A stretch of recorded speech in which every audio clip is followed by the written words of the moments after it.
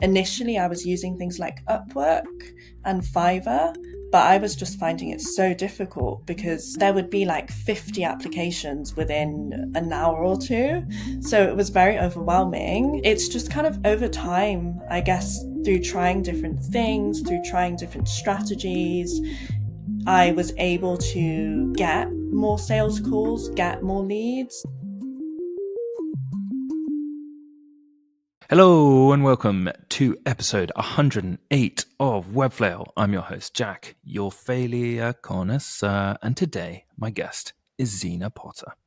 Since 2022, she's been working as a freelance web designer and Webflow developer. She creates websites that attract, engage, and convert your target audience. But basically, she works with all sorts of different clients. She's worked with fintech clients. She's worked with physiotherapy clients. She's done a lot of different websites in different industries. Before freelancing, she's worked in project management and PA consulting. So I think what's interesting about her is that she knows the client process really well, which I think a lot of Webflows actually don't know as well as they need to. We'll talk a little bit about that in this episode. Another thing that we'll talk about is Zena's approach to marketing herself as a freelancer. Alongside showing her work, she also shows behind the scenes like hiking, brunch, talking about things broader than just Webflow. So interesting to note there at the start of this episode too. But has it all been easy breezy for Xena? Of course not. The failures that we'll talk about today are not putting much time into LinkedIn/networking, undercharging in cases where she could have charged more but lacked the confidence, and not establishing a routine as a freelancer. Ooh, we got an episode ahead of ourselves. Zena, welcome to the Webflow podcast. Thank you so much for having me and such a nice intro. I am psyched to have you here. We met at the meetup in London that was hosted a few weeks ago by Chris Skitch, designed by Structure. They always do a monthly Webflow meetup. So if you're in the UK, get yourself down to London for one of those monthly meetups. But it was great meeting you there. And we only had a very quick chat, but I was like, we got to get you on the podcast. So I'm psyched that we could arrange it and get it together. Before we talk anything more about your freelance career, let's ask you, what is your relationship with failure? So I would say my relationship with failure is quite complicated. Probably like most people, I feel like I have a sort of love-hate relationship with it because I'm quite a perfectionist. So I feel like when I do fail, it does feel bad. Like negative emotions come up, it can feel intense, but at the same time, I know that the best way to learn is through failing. I feel like learning the hard way is the best way to learn. There's so much amazing content online about how you should do business, and there's so many people you can learn from, and that's like amazing. But I found the best way that I've found to actually take the lessons on board has been through failing myself. So yeah, I would say it's a complicated love-hate relationship. And I also think, failure is part of the process, no matter how long someone's been doing something, no matter how knowledgeable they are, like they're going to fail, potentially quite frequent. I think trying to accept that is also something that I've been trying to work on recently, because I think it's just inevitable that it's going to come up. Definitely. And I think also as a freelancer as well, I think failure feels even more crushing because you're lonely. No one Yeah, that's so knows what true. you're going through in a way. So it's so important to reach out to other freelancers, chat with them, understand where they're at, what they're going through, because actually you realize you're not alone. But do you think though that like sometimes as a solo freelancer, everyone's talking online about successes. We talked a little bit before starting this episode about people's personas on LinkedIn and social media and how polished Yeah. they are sometimes, Yeah. and how it doesn't necessarily reflect what's behind the scenes. Like you have a call with your mate who's just posted about finishing this 20K project Yeah. or whatever, and they're just like, yeah, it was the worst project of my life, and I Yeah, think I might get a job 100%. and stop freelancing. Do you think though that like, how do you navigate, how do you deal with failure when it does happen in that like lonely space that sometimes being a freelancer inevitably is? Yeah, I think initially I was really bad at this because I wasn't really speaking to other freelancers about it. I was keeping it to myself and just trying to deal with it alone. I think recently I've really been trying to expand my network and kind of speak with other people and just be open with them and build relationships with people. So I feel like through that, naturally conversations have just come up, and I've definitely seen that I think so many people, so many freelancers out there are struggling. It's like a weird thing where we're all going through similar things and similar issues and similar feelings. And when you do build those relationships with people, it's like a weight off your chest because you can hopefully speak with people openly and understand that you're not alone in it, as cheesy as that Definitely. sounds. Yeah, like I think a lot of us listening are like, yeah, that makes complete sense. But then Mm. we don't always reach out for help. And I No. wonder why that is. That strikes me as a really odd thing. Do you think it's pride? Do you think it's shame and guilt? Like you should not have these failures? Or what do you think it is? Yeah, I think for me it was more like shame, probably. I think I always hold myself to a very high standard. If I'm not meeting those goals or like things that think I should be meeting, I can tend to blame myself or just feel maybe like I'm not doing good enough. So I think for me it was more to do with shame, but also maybe not being so aware that other people are going through similar things. Like you said, like people put out the successes a lot, but maybe not so much their failures. So yeah, I think it was a mix of the two things for me. I definitely think though, like it's interesting when you're at the start of your freelance journey, you're even more insecure. And so you're even less likely to talk about your failures, even though that Yeah, is the time when you are probably having more failures than you'll ever have as a freelancer. So it's that's like so this like true. critical time where you're like super insecure, like a lot of failures because you're just learning on the job in a way that feels like you're just on a roller coaster. Client management. Okay, shit. Types in Google how to manage clients, gets up Christo Savior. Thank you, Christo. But you don't necessarily talk to other people, you get in a hole. And what's really interesting, I found that the people that talk most about the successes that they're having, who seem the most secure, who seem the most financially independent, who seem to have the most freedom, who post pictures of their laptop on the beach and stuff, Mm, oftentimes they're the ones who are having massive failures all the yeah, time that's as so well. Like they're true. from an insecurity perspective, they're trying to say, I'm successful, I'm successful, I'm successful, like Mm, outwardly show that to such an extent that you're like, are you okay, mate? Because I don't yeah. know if you'd need to necessarily do that if you were that successful, you know? Yeah, So I think that's so I don't know. true. What are your thoughts to that? Yeah, I think that's really true. I think like people try and hide it and I guess it's like fake it till you make it. I think there's a lot of that attitude out there. And yeah, it's so true about when you're first freelancing, that's when you make the most mistakes and when you need the most support. And it's also the time when it's like people are going to expect that you're going to be failing. So it's the least pressure you're going to have on yourself as well. So yeah, it's interesting how we do tend to like keep it in at the points where it's almost expected that we shouldn't have it together. Mm. And speaking of as well, I think that we met at this Webflow meetup that's in person, Yeah. and those types of meetups are critical. And yeah, of course, you can reach out to people and have a conversation online. If there's someone that you really aspire to be like as a designer or developer, reach out to them. You would be amazed how generous people are with their time if you're Yeah, that's respectful so in the true. Yeah. approach.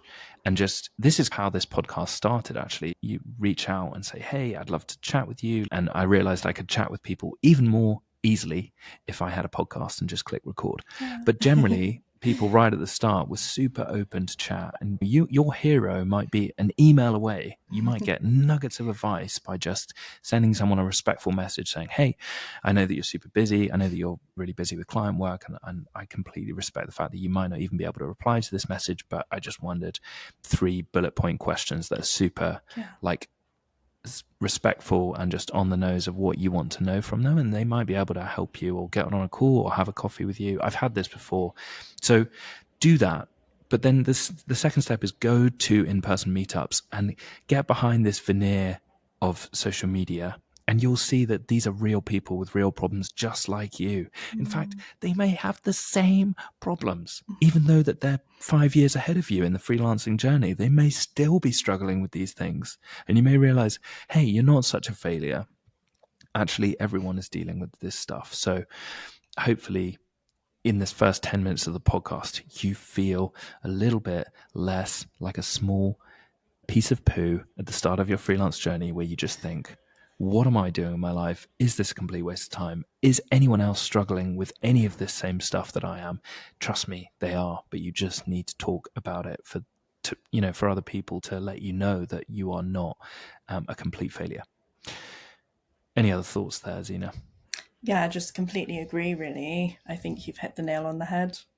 Yeah, I think it's so important to speak to people. And I found a similar thing when I reached out to people in the beginning, and I still reach out to people now for advice, and people are so friendly and they're willing to give so much. I've had such a good experience on that side of things. So yeah, I would definitely recommend, just doing it, even if you feel nervous, to reach out to people. Like, people are not going to judge you and they're going to be happy to help. Yeah, we want to help. The happiest people are in service to others. So I think generally you think someone's going to bite your arm off, or like, oh, if I reach out, they're just going to ghost me or whatever. Okay, worst case scenario, you're exactly where you are right now. They don't reply to you. Fine. Like you have exactly the same knowledge that you had at the start. That's the worst case scenario. Best case scenario, they invite you to their house in Spain and you get in the sauna with them. Okay, no, maybe not that far. Maybe best case scenario, you have a coffee with them. You have a virtual coffee. Like, what? Why wouldn't you do that? Just do it right now. Pause this episode. Go message someone that you aspire to be like and ask them for very respectfully some advice about how they got to where they are. I bet you they'll reply. Just do that.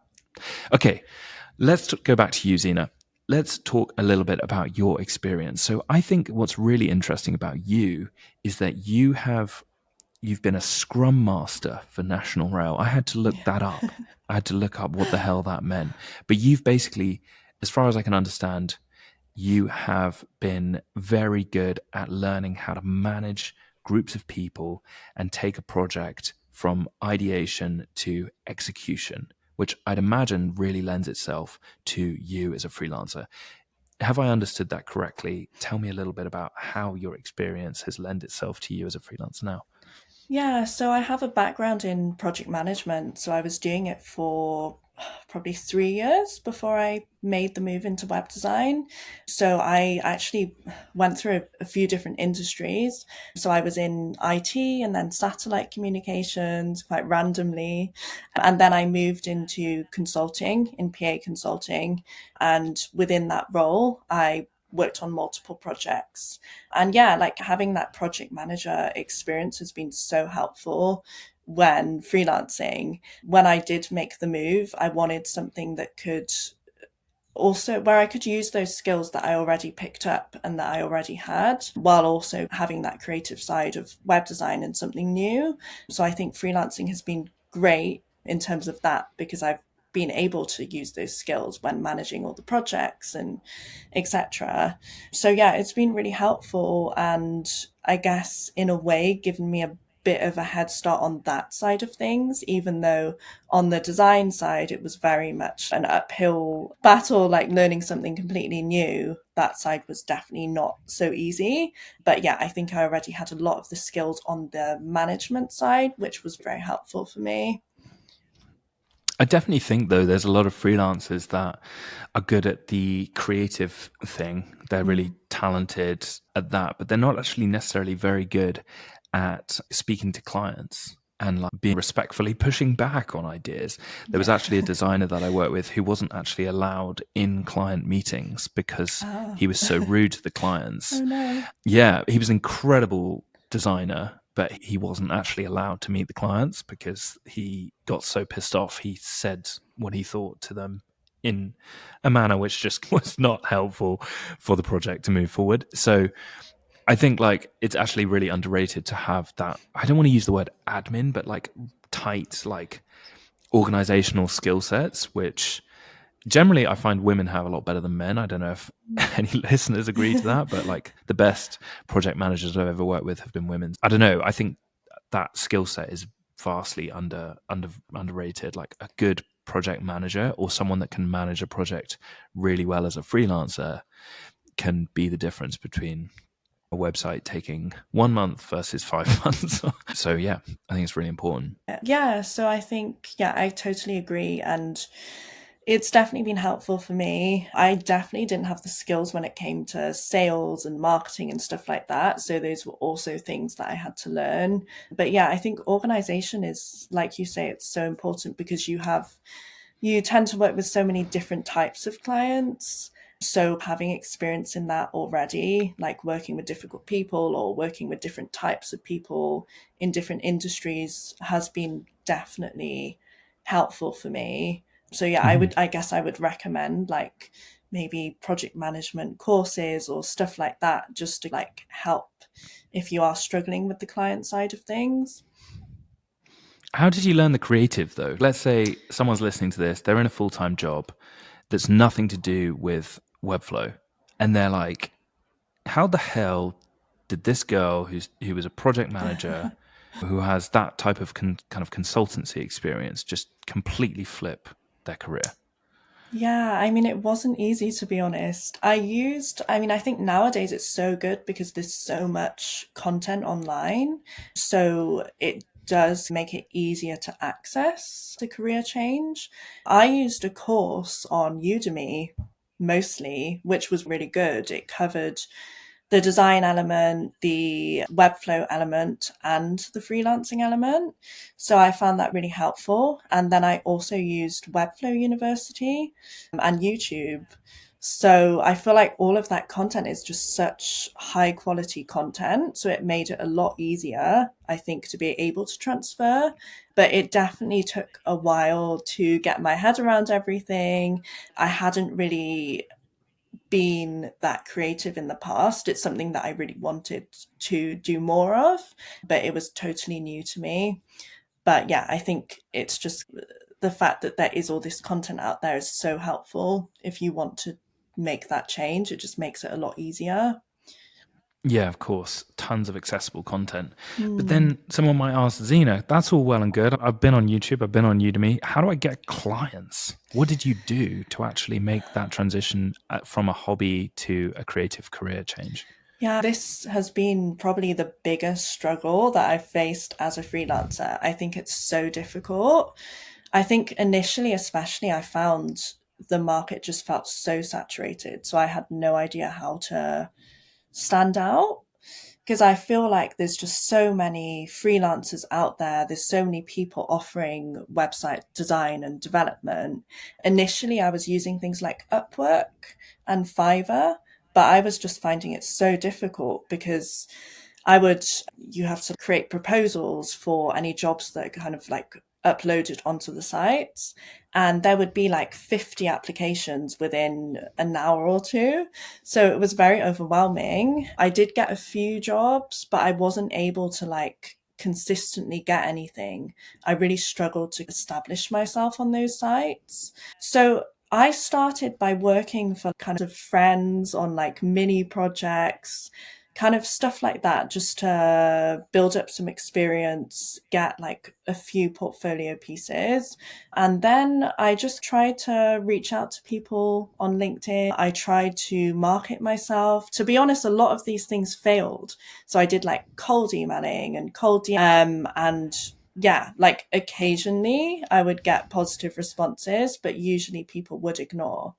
It's just over time through trying different things, through trying different strategies, I was able to get more sales calls, get more leads, but it was definitely a big struggle. And I think it's still something that I work on actively. I think recently things have been a lot better. I'll speak about it a bit with my first fail, but yeah, I think it's something that most freelancers probably have as their maybe top struggle. Yeah, definitely. I mean, it's one of those things that I don't think there is one single answer for how do you No, get clients. But I think, yeah, also, there's been, sorry, you sorry. go. Oh, I was just going to say, there's been so many random ways that I have got clients. Like sometimes people will reach out to me, they've just found me on LinkedIn or whatever. Yeah, I think it's just about trial and error and also time. Because I think one really good way is through referrals. So if you've had a client, if they're able to refer you to someone else, or like one of my clients white labeled me, which was really good. Stuff like that. There's so many different options. So wait, white labeled you. What does that mean? As in, so I was super lucky because for the last year I've had an ongoing client. So I've been working with someone in fintech, and that's been like ad hoc work on a regular basis. So that's taken a lot of the pressure off, I think. But he used to have a development agency, and he knew someone who needed a website who he worked with maybe 10, 15 years ago. So he just asked me if I would take on the project. And I don't know how much he charged to the person, but yeah, I charged my client and then he charged the person that he knew, and he managed everything. So I was just like doing the design and the development behind the scenes, and I wasn't actually communicating with the customer at all. Ideal. Uh, That's it's interesting the different ways that people can freelance, the different ways that people can. I think this whole getting clients thing is a little bit misleading. Like you can just get more work from old clients or more consistent work 100%. from Yeah. agencies as a freelancer. Like you can be like a permalancer for different agencies. There's a guy called Yeah. Harry Dodds he basically is a permalancer for two different agencies, and he's a freelancer, but he is like consistently getting work from them. Like whenever there's a project, he'll just get paid per project. Yeah. I think it's just a really good way of opening your mind to the different possibilities that being a freelancer allows. Food for thought there. If 100%. someone's like, how do I get clients? Maybe you should ask, well, what kind of freelancer do I want to be? Or what kind of Yeah. value do I want to provide to who? Or what kind of value do I uniquely provide to who? I think that's an Yeah. important thing. Flip the question. Are you ready to get into your failures? Sure. Tell me about failure number one, not putting much time into LinkedIn/networking. God, this is very much linked. Yeah, it is linked. So yeah, with this one, before probably 3 or 4 months ago, I wasn't really using LinkedIn that much. Like I had done the whole cold DM thing. I had posted like every now and then sporadically, but I was finding like my posts would get 0 to 1 likes. So I just stopped doing it, thinking like, oh, it's never going to really get engagement. There's not much point. I didn't really Mm. understand the power of LinkedIn. But yeah, the last 3 or 4 months, I've been putting myself out there a bit more. So I don't know, I've been posting 4 or 5 days a week consistently. I've been maxing out my connection requests every week and just engaging with my network, just trying to speak with people and really make genuine connections. Okay, let me just say back to you what you just said to me, because I think there's Okay. some really important things that you said. Okay, one, being social on social media. So much Yeah. of the time, people treat social media like a notice board, and it's boring. No one gives a flying fuck about the post because they're not engaging with anyone else. They're not actually starting a conversation. They're not trying to engage anyone with what they're saying. They're just like, they might just say something really generic, which feels like ChatGPT might have written it. And it sounds like what you're saying is that you're trying to genuinely start conversations, genuinely be interested in other people, talk to actual people that you want to connect with, and ask them how they do what they do. Or it comes back to what we talked about earlier. If you're genuinely interested in other people, then other people will be interested in you. And I think that's the start of a connection, which then can lead to other things down the line. But it sounds like you went from treating LinkedIn from, oh God, I feel I've got to market myself. I better put a post up of what am I going to write?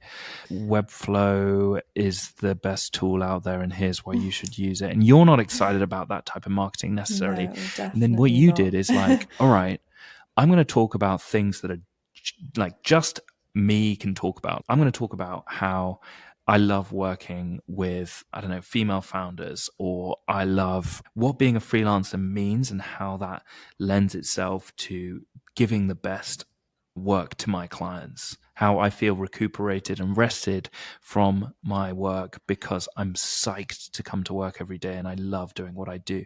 Now, you might think that's not really like, why would clients like that? It's because they get to know you as a person. They are genuinely interested in you. You're starting conversations. You're actually actively engaged and showing up on that platform. And that leads to good things. Does that resonate? Do you feel like, have I accurately said what I think you're talking about? Yeah, I think it's like you said, it's about building those relationships and those connections with different communities. And yeah, I was putting out content before that was very generic, just like stuff that wasn't getting me excited. And then recently I've been trying to actually show my face and my personality and things that I'm genuinely interested in and just trying to be a bit more real. And then it feels better putting out that sort of content. It feels more exciting. It feels like, yeah, making, I don't know, a positive difference in my life and allowing me to then connect with people. And it's really helped as well. Like we were talking earlier about feeling alone as a freelancer. I think it's helped me to build those connections with other freelancers as well when I've put out content related to like struggles as a freelancer. That also helped me see that so many people do face the same things. And I think at first it was really awkward to put my face out there and I felt like I was being quite cheesy. But I do think it makes a positive difference because I think it just helps you build your brand. It helps people see you for who you are.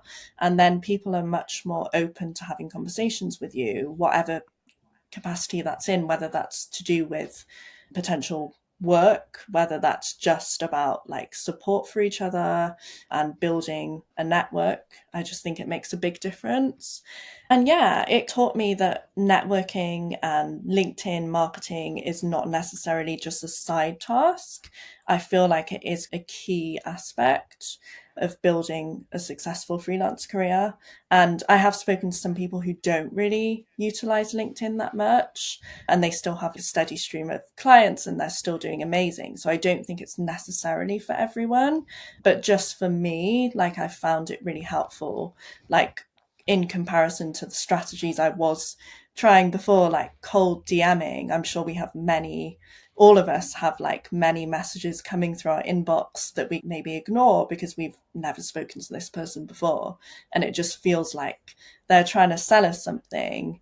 So yeah, I think it's just, I've changed my perspective on LinkedIn and its importance, and it's definitely worked well for me in comparison to other strategies.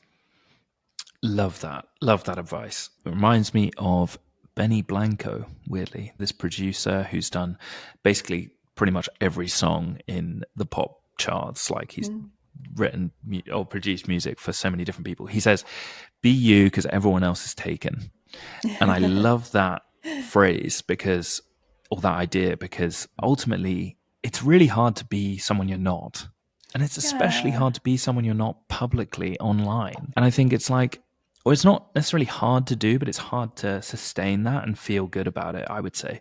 So, yeah, I think I love this idea of like, just being you online. If you're interested in a particular aspect of freelancing, share that. Other people who resonate with that will vibe with that, and your vibe attracts your tribe, as a very cringe phrase Yeah. goes.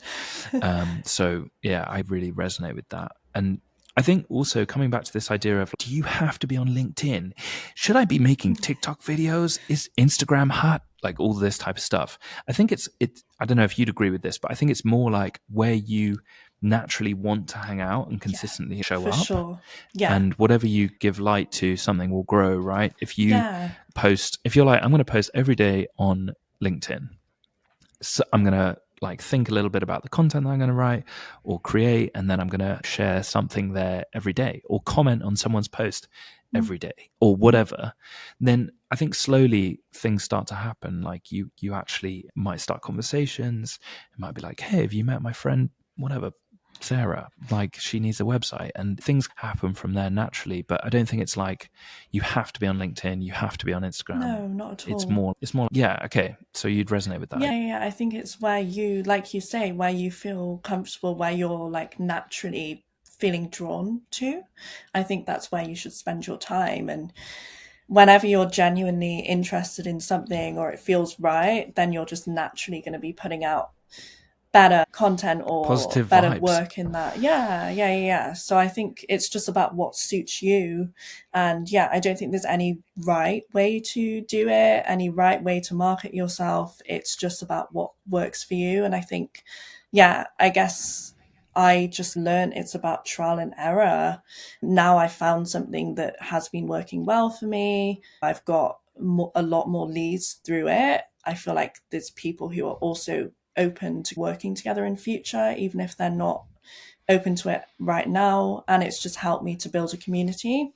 So it's just worked in comparison to what I was trying before. But yeah, I think it's just trial and error and finding out what works best for you. Absolutely love that advice. And let's just nail down how this might look then. So, say someone's, you know what, Xena, you're making good points. I'm going to post daily on LinkedIn, right? I want to post what I'm genuinely interested in that's around freelancing. I might be showing what I'm Mm. currently working on. I might show some behind the scenes. I Mm. might say, I went for a walk today and reflected on my freelance journey. Here's what's Mm-hmm. went well. Here's what's not. Here's what I've learned. Here's what I want to bring to the table. Here's a few ideas. Then they start posting, and then Mm-hmm. what happens? Like, how do they, what do they do? So they post, and how do you actually get clients from the posting? Just talk us through that, just to nail that down. Well, I think it's like not necessarily a quick process. I think it takes time. Like when I first started posting, I was literally getting 0 likes or 2 likes. So I think it does take time and you slowly build it. And what I would also do, like not just posting, I would send connection requests. Every week I would max out the number of requests you have because it's limited every week.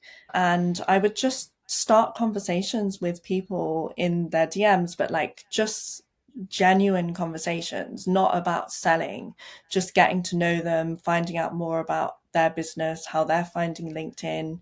And yeah, like honestly, people would just then bring it up themselves, or people would come to me from my posts, or like after some time of engaging with them they would message me.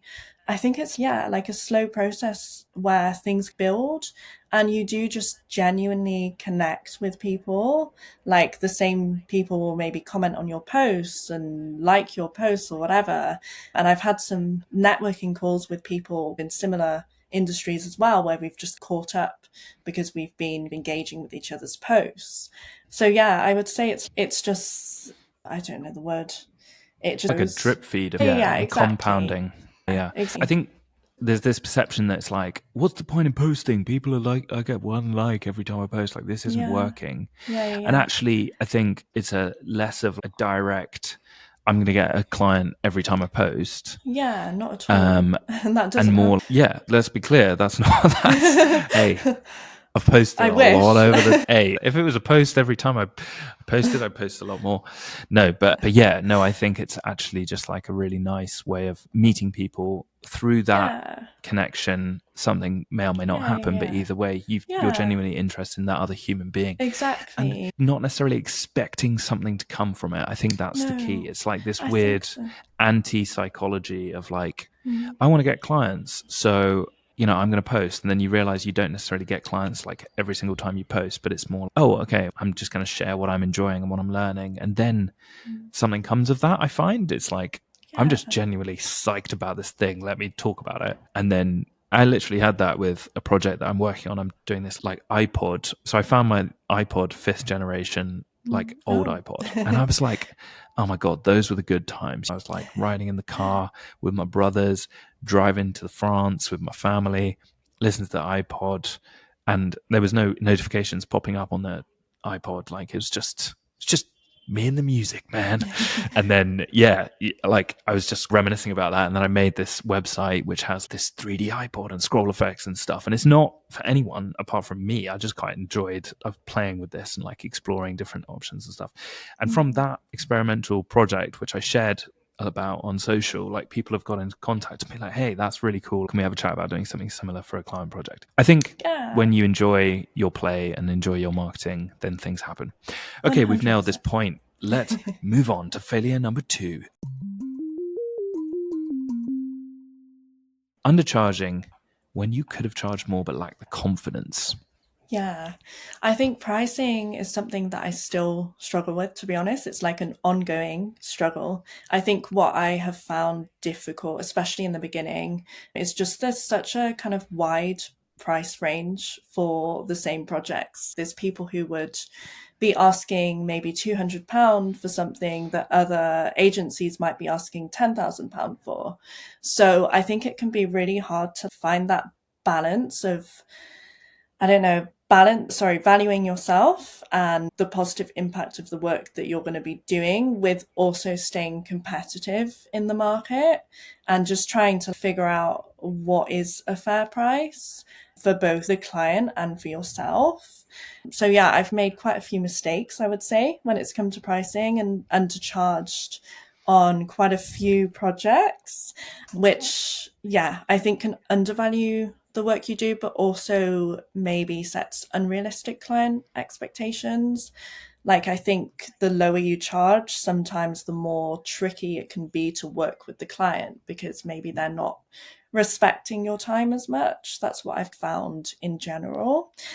And yeah, I think mostly when I was undercharging, it was from being nervous to ask for big prices, and a lack of confidence there. I think, like, even in my old career, when I was consulting and doing project management, I struggled to ask for more money. And I think there's always people who will be asking for more. And it's expected of you. They will give it to you if you ask in a lot of cases, but just having that confidence to actually do that. And I guess it felt like putting myself out there in a sense, and that felt quite scary. So yeah, I think that's like the main thing that I struggled. Initially, I was using things like Upwork and Fiverr, but I was just finding it so difficult because there would be like 50 applications within an hour or two. So it was very overwhelming. It's just kind of over time, I guess, through trying different things, through trying different strategies, I was able to get more sales calls, get more leads. Initially, I was using things like Upwork and Fiverr, but I was just finding it so difficult because there would be like 50 applications within an hour or two. So it was very overwhelming. It's just kind of over time, I guess, through trying different things, through trying different strategies, I was able to get more sales calls, get more leads with in terms of pricing. Can I ask you what is like someone messaged me and said you don't actually talk to the clients about numbers. So Mm. I wondered if I could ask you, like, at the start, what were you charging, and now what are you charging? In the beginning, I think the first project I did was like £400 for a whole website. So it was like 5 pages. Now I'm still trying to figure it out. It really depends on the project, but my prices start now at £2,000. So it's like a very significant difference from like £400 to 2,000 starting. Of Yeah, course. and it definitely felt scary kind of making those changes, but I think it gradually ends up happening as you get more experience and you understand how long projects are going to take, the value they're going to give as well, which I think is the main thing you should be focusing on. And it does, I think, slowly become easier to ask for more bigger prices because actually you understand that they're fair. Maybe initially you're not really understanding that. Yeah, like you don't even know what your Yeah. value is. So it's Yeah. hard to know like what value are you even providing for the client? Like, you know, Yeah.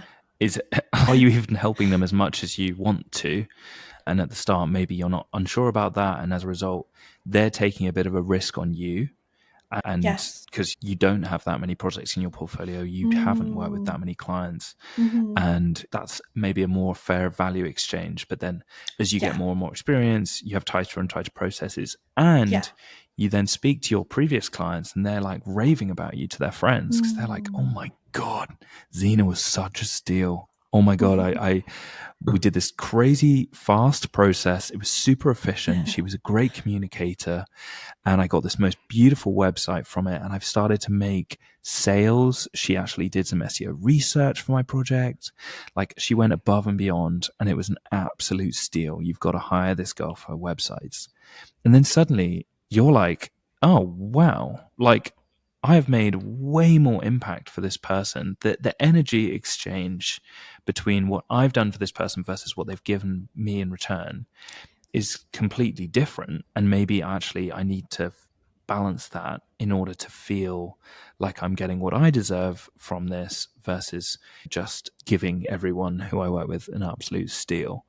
Have I Mm. interpreted that correctly? Yeah, definitely. I think it's also important to say in the beginning it's not bad to charge low rates or at certain points. Sometimes it's something that you have to do and that's okay. But I think it's just about making sure that you're seeing the bigger picture and you're having that confidence in times where you can charge more and you know that you should charge more to actually do that.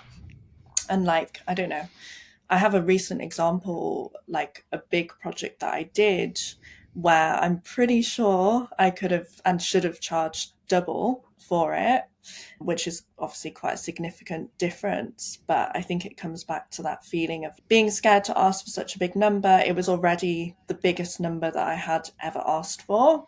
So it felt like a thing already.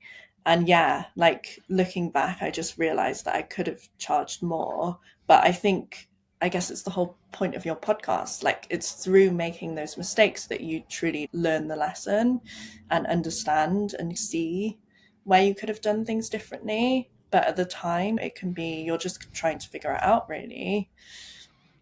Yeah, definitely. I really resonate with this idea. You know, you might work for your. Okay, good example. My little brother, his mates are thinking about setting up a podcast and they wanted a website, right? Now, that was one proposal that I sent out at the start of the week. At the end of the week, so yesterday, I sent out a proposal for a festival, like it was like a corporate festival company. They basically did this retreat each year. And obviously, those prices that it was sent out were completely different. Like those proposals were completely different because Mm. the value that I was going to give someone that from a website that's a podcast website versus essentially trying to persuade people to buy $500 tickets for Mm. events, the value exchange is completely different. Like the pressure on, me making sure that the win is incredible for this ticket Mm. company and that everything works. Like they wouldn't trust me to make the website if I didn't charge enough. Yeah. So there's a balance. I think it's just thinking about the psychology behind the value that you're providing the client, the value that you can Yeah. provide, Yeah. and Yeah. having the Yeah. self-confidence to charge that. Because Yeah. if you don't charge enough for some projects, you're never getting the project. And I think it's about Mm. flipping your headspace from, ooh, this is expensive for me as a freelancer. This is, Mm. whoa, this is a lot of money for me to be charging. And actually thinking, okay, this, what is like a risky amount of investment for the outcome that they want? Like actually, if I don't charge more than whatever, 2 grand, they're going to think that I'm never going to get the work. And you might be good enough to get the work. You might have the confidence in your skills. You might know that you can get those results for this client because you've done it for someone previously. But you're not going to get that work unless you Mm, think in that headspace. And that took me a while to understand. yeah. And it is still something that is I actually work in this co-working space, and I show Mm. people my proposals who are in the same space, like web designers, web developers and stuff. They're like, what that you need to change that right now. Do not send that out. Like, you are never getting that job unless you change that price to at least double. And I'm like Yeah. sweating Yeah. because I'm like, whoa, this is the difference between me living in a 4-bed house and me living on my own. In this is actually a crazy deal for me personally, but actually Yeah. flipping it to look at it from their perspective and being like, look, this is a big risk for them, and you need to understand the value that you're providing for them if don't actually charge what the value of the project is. Yeah, that's Do you so have true. anything to like add to that, or do you feel like we've covered that point, or where's your head at? Yeah, I would just say I completely agree with everything you've said. I think it just comes down to, yeah, having confidence in yourself, understanding the value you're providing to the client, and the fact that people will trust you more if you're charging appropriately. They'll actually feel a sense of like safety that they're going to get good work. But it can feel so scary when you're on your own and you're asking for that. It also feels like a lot of pressure on your shoulders, but I think you just have to have faith in yourself. If you know that you're going to provide a good service, like a solid service, then that is the main thing.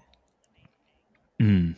Especially when you've come from traditional employment where you just get paid at Yeah, the end of the month, however much work you do. Like, exactly. you're not really used to like No. actually being like, I'm going to charge my worth. No, Yeah, this is your yeah, yeah. salary. Take it or leave it. You don't Yeah. have that kind of leverage. So it's weird to think about that. Before we Yeah. move on for this point to the final point, I just want to say that the job that I charged most for so Mm. far in my freelance career was also simultaneously the worst job I ever had. And I think there's this fetishization of charging a lot of money. I want to charge as much as I possibly can for this job or whatever. I want to be 10K a month freelancer. I want to live on the beach. I want to go to Bali, whatever. Just, I think it's important to say if there's any freelancers there, maybe at the start of their journey, who are like, I want to charge more, I want to charge more, I want to charge more. Actually, there's jobs that you might charge a lot of money for, but they might not be as fulfilling and purpose driven and fun as projects that might be working with your brother's mate. There might not be a big project, but they might be the most fun project. There might be a job that, you charge maybe half of what you would normally charge, but it's fun, it's fulfilling, and it's actually going to give you more work in the pipeline from that because you've enjoyed it. And I think, like, I'm not saying charging less equals more fun, but I just want to warn people right now if they're like thinking, oh, I'm going to charge so much money. I'm going to get so much money. I don't give a shit if it's fun or not. I just want money. Cool. If that's your headspace, charge as much as you want. But if you're genuinely enjoying the creative aspect of freelancing, of being in this space, and you really care about the process of what you do, and you care about having creative decision making autonomy, and you want to work with people that allow you to help them express themselves but also express yourself to your fullest extent, just be aware that trying to charge as much as you can and measuring your success over charging as much as possible is potentially not necessarily the best thing to do. Okay, rant over. I was just I going to cut you say, yeah, I off. think it's maybe similar to the marketing point. Go where you feel drawn and where you think you're going to actually enjoy the most and make the most difference. Maybe it's like a similar thing and it's like a drip feed thing as well. If you go where you feel happy and where you feel like you can be creative, that just leads to better things going forward. Agreed. Yeah, your best work is when it feels like play, when you're in your Yeah. flow state. And if you're just like getting up and you're like, fuck, I gotta do this client project, then, and some days are going to be like that. I'm not going to say every single day I'm like pumped about the work I'm doing. But at the same time, I think it's awful to be locked into a job for months that you literally just can't stand and can't wait to see the back of, because you've just been like, oh, I want to take this regardless of the red flags. It's loads of money. I'm just going to take it. Ooh, squeaky bum time. Tell me about failure number 3, not establishing a routine as a freelancer. I think for me, I've always struggled with having a routine, even though I was an ex project manager and I'm good at organization. In terms of having a routine in my own personal life, I've not always been the best. And I feel like I need pressure on me to be able to perform. And I think in my old role, like in employment, you obviously have that. Like you have the specific start time and the end time, and you have the check-ins with your manager. And as much as that can be annoying, I think it can be really helpful in just keeping you disciplined and focused. And it can give you structure to your day. And when I first started freelancing, I didn't have any of those things in place. Like I just got out of bed in the morning and kind of started my day without a clear plan. I didn't have a set lunchtime or like a time that I would finish work. And yeah, it was just difficult then to feel like I was producing the work that I could have produced if I was a bit stricter, because I would get distracted by things, or I would maybe be a bit too flexible at certain times. And yeah, I feel like my work suffered in the beginning. I also didn't make lists of things that I should do each day. I went into it very ad hoc without a clear plan every day. And I feel like maybe that can work well for some people, but for me, it just made me feel a bit anxious because I'm not producing work in the way that I wanted to. And then that leads to maybe more procrastination, because I feel like anxiety and procrastination are so linked to each other. And when you're procrastinating, you're not being productive, but you're also not having a nice rest or like having fun. So overall, it didn't really work for me. And yeah, I started to implement some different things. So I've started working with a friend a few times a week who also works remotely. That's helped a lot because we say we're going to meet at 9. And when you've got that in the calendar, you feel like you have to go there at that time. And it just creates a bit of accountability, which I guess as a freelancer, you don't naturally have. So that's been really good and that's been motivating. And I also have another friend that I work on Zoom with occasionally, which sounds a bit weird, but it's been really helpful. So yeah, I think if you can have some sort of accountability partner, or if there's any way that you can implement a routine into your day, that has been really helpful for me. Yeah. Awesome. I definitely resonate with those ideas, like having an accountability partner or someone that's, hey, we're meeting at whatever 9:30. We're gonna smash out 2 hours work. So at the start of the call, I'm gonna say, hey, I do this with Matt Evans sometimes, or all sorts of different people. Harry Roper as well. I also call. He's great. But anyway, I'll be like, okay, what are you up to? They're doing this. Okay, cool. I'm up to this. I'm gonna do this by 11:30. I'm going to show you what I've done, and it's really helpful just to be like zoned in, and then you can just put each other on mute, and then you can listen to your own reggaeton or whatever you listen to and get stuff done. But that person, even though they're doing their thing, it feels like you've got that accountability, and it's really healthy. Yeah. Also, going to a Yeah. co-working space, if you have a physical space which Yeah. you go to work, and then when you come home you don't work. That's how people traditionally do their jobs. They go to their work and then they leave work. The fact that we've got a phone and a laptop on us the whole time does make this kind of unhealthy, you're always on, and that can be Yeah. very destructive Yeah. and lead to Yeah. burnout, Yeah. which is not fun. Xena, you've been an incredible guest. Thank you for sharing as vulnerably as you have. We have one final question, though. Are you ready? Yes. What is your next failure going to be? Ooh, my next failure. I think my next failure will be regarding boundaries. It's something that I still struggle with. And I was speaking to you earlier that I potentially have quite a few projects coming on, hopefully. Nothing set yet. But I think having boundaries around maybe working times, working conditions, and just yeah, boundaries in order for those projects to not lead to burnout, maybe, would be my next failure. Oh man, yeah. It's funny because we can talk about all the things that we failed at, that we've learned from, and then at the end of the episode, it's like, nah, I might do more of the same. Yeah, for sure. It's I feel like like we it's gotta. inevitable to some Hey, being a extent. freelancer is not linear. Like we can try and get all the systems and all the snacks and all the co-working space lined up, and then we have an accountability partner. And we get into work at 8:30 and we leave at 4:30 every day. And we have this structure, and we might have a really clear idea of who our niche is, and we're posting on LinkedIn, and we have this calendar. Ultimately, freelancing's up and down. It Sometimes life is, punches you in the face, and you make the same mistake again. And you yeah, feel like an absolute 100%. tosser. And that's just 100%. freelancing. As long as you can accept that you've chosen this life and that you can manage it as best you can at the moment, and it's okay to change how you freelance. Maybe you're like, you know what, I want to be a permalancer. Maybe you're like, you know what, fuck this, I'm going to be in a full-time job for a bit. Fair enough. You just got to react to what's in front of you. Xena, thanks so much for coming on the podcast and sharing as vulnerably as you have.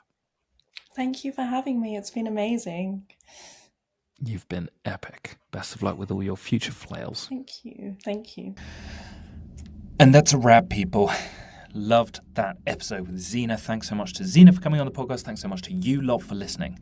Now, the takeaway that I want to talk about is not charging enough.